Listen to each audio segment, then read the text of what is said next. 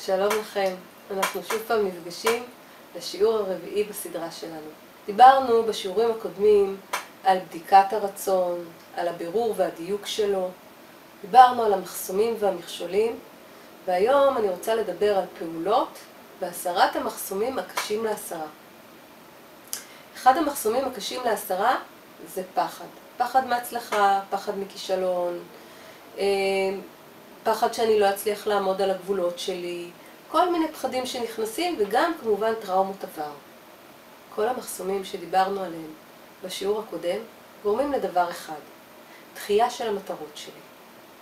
ככל שהמטרות שלי נדחות לאורך זמן, מה שנוצר נוצר מצב של תסכול, של ירידת ערך עצמי, שזה מחיר מאוד מאוד כבד לשלם אותו, מפני שמה שקורה לנו בפנים זה שאנחנו כועסים על עצמנו, אנחנו מבקרים את התבוסתנות שלנו, ומשם בטח ובטח שלא יזוז שום דבר.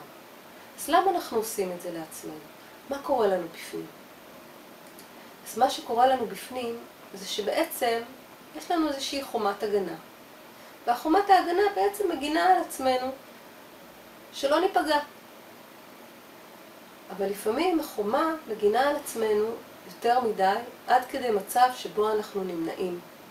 וזה מצב שהוא הרסני, הוא כבר לא מגן באמת, הוא רק עושה אשליה של מגן. איך אנחנו בודקים את זה באמת? הרי בעצם בשינוי שאנחנו מדברים עליו שום דבר לא מאיים על חיינו. מה שקורה לנו בפנים זה שמשני הצדדים של החומה יש חלק אחד שרוצה את השינוי וחלק אחר שמפחד. חלק שעוצר אותנו, שמושך אותנו לאחור, שנשאר על הכיסא, שלא נזוז, שנשאר במקום המוכר. אפילו אם היא ביצה שכבר רקובה וזה מה שאנחנו מכירים. מי יודע מה יהיה לי בביצה אחרת? מצד שני, את הלא כבר יש לכם. את המצב הקיים כבר יש לנו. אם אנחנו רוצים שינוי, אנחנו צריכים לחשוב על הקרקע החדשה שלנו. ואם אנחנו רוצים שינוי בטוח, אנחנו צריכים לבנות קרקע שנוכל לצעוד עליה לקראת השינוי שלנו. לכן זה לא יעיל רק לתכנן ורק לעשות חזון ורק לדמיין. יש צורך בפעולות ממשיות. אז אם אנחנו ניקח את המקום הזה של החומה ועל שני החלקים שלי, על זה שרוצה וזה שלא רוצה, חשוב לבדוק מה הם אומרים. ובואו נעשה שיחה עם שני החלקים האלה.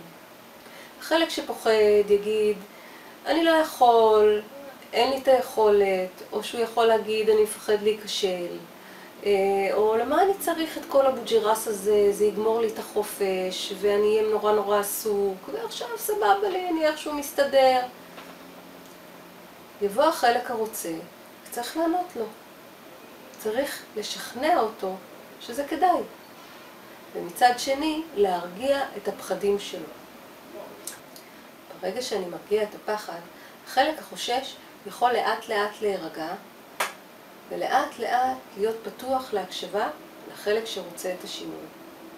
ממש לתת מקום לדיאלוג פנימי. הדיון הזה הוא ממש ממש חשוב, כי הוא למעשה פותח פתח גם לראות את הפחדים האמיתיים שלנו וגם לנקות אותם. ברגע שהחלק הרוצה יהיה מספיק חזק ויוכל לשכנע את החלק החושש, צעדים שהיו עד עכשיו בלתי אפשריים ייראו לכם ממש ממש קלים. הדבר השני הוא שהרבה מאוד אנשים חושבים שאפשר לדעת הכל מהכיסא. ואם אני אשב ותכנן עד הסוף וידע בדיוק מה אני עושה כל פעולה, ועד שאני לא יודע שהכל פרפקט, אני לא עושה תנועה, אני לא זז, זה לא יקרה. אי אפשר לדעת הכל מהכיסא. חלק מההתנהלות של הדברים קורה תוך כדי הדרך. תוך כדי שאנחנו מתקדמים, תוך כדי שנוצרת תנועה. יצירת תנועה מניעה את האנרגיה, ומעבר לזה היא נותנת לנו עוד אינפורמציה. כמובן שאנחנו לא מתחילים מיד בלעזוב את העבודה הקודמת שלנו ולשחרר את כל הקרקעות. אנחנו צריכים לבנות קרקע, כדי שאנחנו נרגיש שאנחנו דורכים על קרקע יציבה. אחרת למה לנו לעבור מהביצה הקודמת שלנו? איך אנחנו בונים את הקרקע? בניית הקרקע דורשת פעולה קטנה שהיא לא גורלית. כמעט לכל חלום יש המון פעולות קטנות שאפשר לעשות שהן לא גורליות עבורנו. לדוגמה, אם אני רוצה ללכת לעשות תואר בגרפיקה, אני יכולה ללכת לבדוק בקטן, ללכת לעשות שיעור מבוא, לדבר עם מישהו שהוא גרפיקאי, ללכת להתנסות להיות שוליה של מישהו, אפילו בחינם באיזושהי הזדמנות. רק לכמה ימים בשביל לבדוק. עצם ההתנסות, עצם הפעולה, עצם ההנאה, יוצרת תנועה במערך האנרגטי ומתחיל שרשרת של הזדמנויות להיווצר לנו. מה גם שעצם הפעולה מחזקת את הביטחון העצמי שלנו, במיוחד אם היא מצליחה. אבל גם אם היא לא מצליחה. כי כשהיא לא מצליחה, יש פה תהליך של למידה. וחשוב הוא שנבדוק למה היא לא הצליחה לנו. מה קרה? התקשרתי למקום עבודה והם קבעו איתי פגישה והם לא היו. מה קרה? למה הם לא היו? אולי הייתי צריכה להרים טלפון קודם לברר שאכן זה מתקיים. לנסות לתקן את עצמנו תוך כדי המהלכים, ולא להתייאש עד שזה קורה. ילד שמתחיל ללכת, הוא הולך ונופל, מתקן את עצמו, קם, שוב מתקן את עצמו, שוב קם, נופל. הוא לא מוותר. הוא לא אומר, טוב, נפלתי, גמרנו, אני לא רוצה ללכת יותר. כי במיינד שלו אין אופציה כזאת. הוא מבחינתו ילך. אותו דבר גם אנחנו. אם אין אופציה כזאת שאנחנו לא נגשים את מה שאנחנו רוצים, אנחנו נמשיך ונדייק, נמשיך ונתכוונן עד שנגיע לדבר שאותו אנחנו רוצים להשיג. ואנחנו לומדים את זה לא מתוך הישיבה על הכיסא. לומדים את זה מתוך הפעולות הקטנות שגם מחזקות את החלק הרוצה, נותנות ערך לביטחון העצמי שלנו ומתחילות להזיז את הגלגלים קדימה. אז אני רוצה שתחשבו איזה פעולות אתם יכולים לעשות שהן לא גורליות עבורכם. תחשבו על פעולה אחת לשבוע הזה.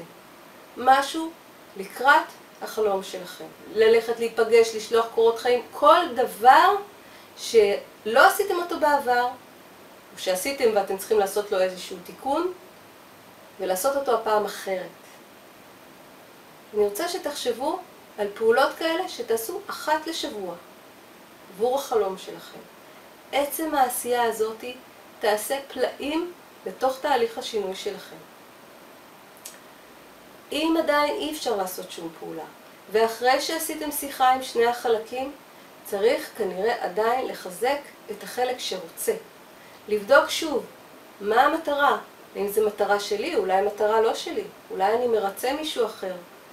אולי אני רוצה משהו ואני בעצם לא אקבל את מה שאני רוצה עם החלום הזה. כל תהליך של בירור רצון, תחזרו אליו שוב, תבדקו.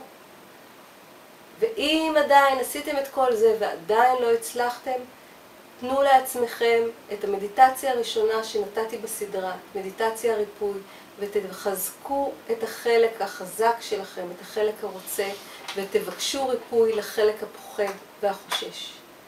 התהליך הזה הוא תהליך מאוד מאוד חזק. ברגע שמשנים את השדה האנרגטי, משהו גם משתנה במציאות שלנו. ויש לנו הרבה יותר יכולת להצליח להזיז דברים קדימה. אז זה הכל להיום בינתיים, ואני מקווה שתהיה לכם הצלחה בדרך. אני הייתי טל אליעד, ואני אראה אתכם בסרטונים הבאים. להתראות.